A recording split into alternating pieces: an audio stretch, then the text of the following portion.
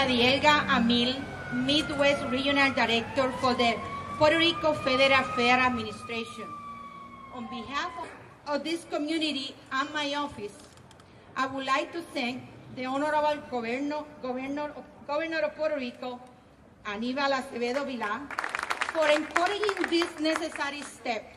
For many years, our community demands that P.R.F.A.A. be close to home. Now, our office is located in the primary vein of the Puerto Rican community and is wrapped by the largest testament to Puerto Rican flag, Las Banderas de Paseo Boricua. And if you take a look at what this community has done in the last 40 years, you have to go back to June 12, 1966, when the Humboldt Park riots happened. And people will say, how will you commemorate riots? Well, the reason we commemorate riots is because that was what made the difference for Puerto Ricans here in the city of Chicago. And it's not that anybody advocated violence, but what everybody talked about was how do we bring services into a community that is so much in need. And so today we could stand here and look at what we've done. Look at our Puerto Rican elected officials who are here with us today. Look at our congressmen in Washington. Look at in East Chicago where we have a mayor. So let's take a look at this community. Let's talk about how proud this community should feel.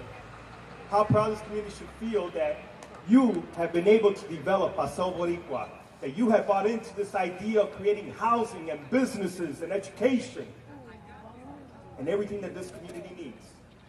And it's because people in this community believe that we need to come together. We believe that we need to help out each other, and so that's what we are here for. I have the distinct pleasure and the distinct honor to introduce and bring to the microphone my friend, your friend, our ally in this community and throughout the state of Illinois, someone who has stood up for us.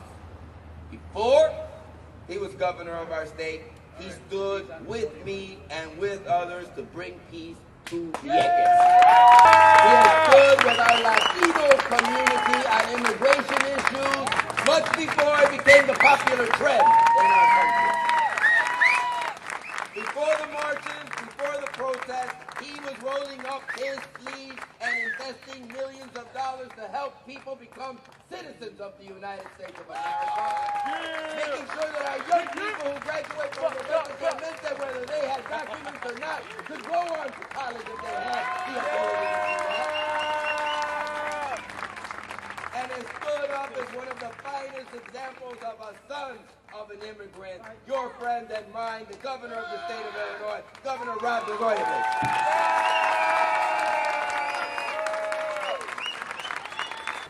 It's really great to be here on Division Street. You know, a lot of people consider this neighborhood Humboldt Park. A lot of people say this is the Puerto Rican neighborhood. And there are those who say this is simply Division Street. I don't call it that. I have a different name for this neighborhood. I don't call it Humboldt Park or Division Street. What I call it is Barrio Boricua. Yeah! There was a rabbi named Akiba who lived back at the time that the Romans conquered Jerusalem, destroyed the temples in 70 AD. This rabbi taught the Torah, Roman, Jewish, Old Testament.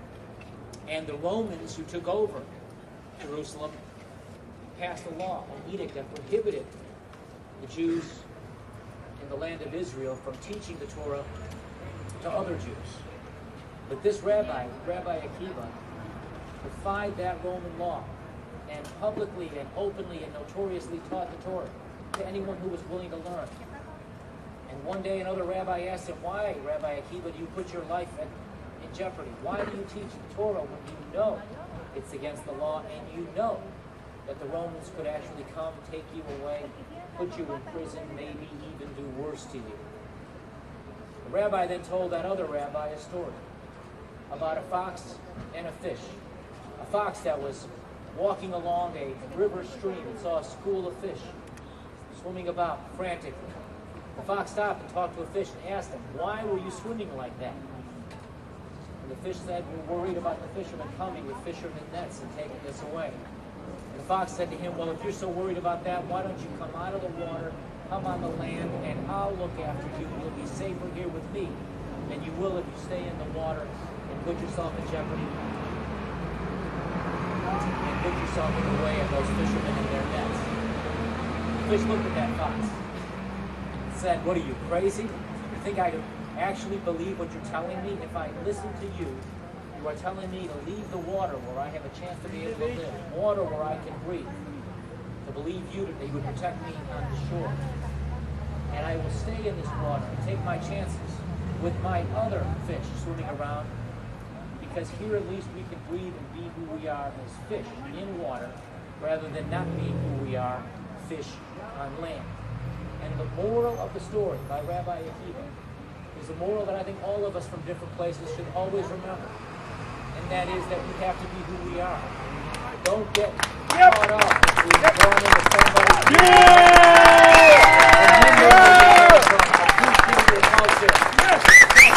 your tradition.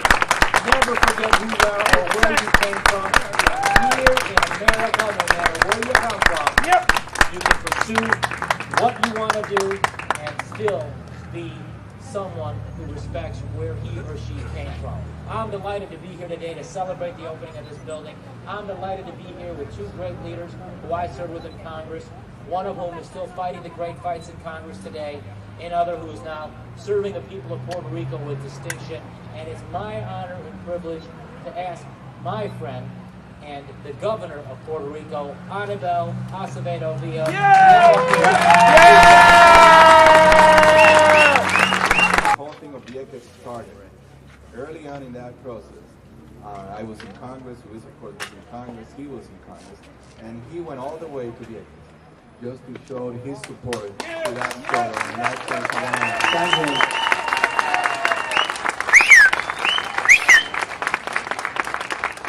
And the reason we're moving this office here is it's not only to be close to the community. I think it's a symbol of what my administration wants to represent in terms of this relationship with the Comunidad Boricua in Chicago and everywhere in the States.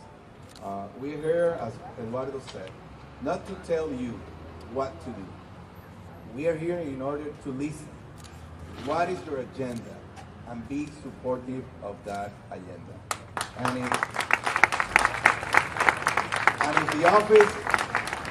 if the office of the government of Puerto Rico is here in Chicago to be supportive of the Agenda Boricua, then we have to be where you are.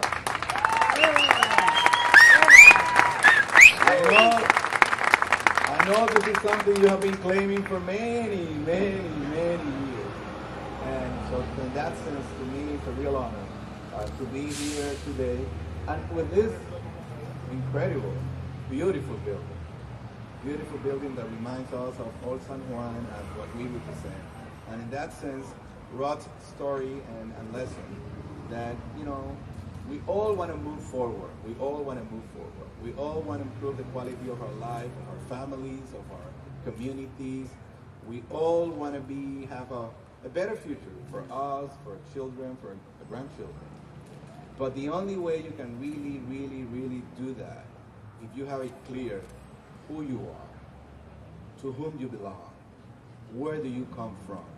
And this building, this community, this leadership is a clear example that you Boricuas are proud of what you are, and therefore you deserve a better future and you're going to get it.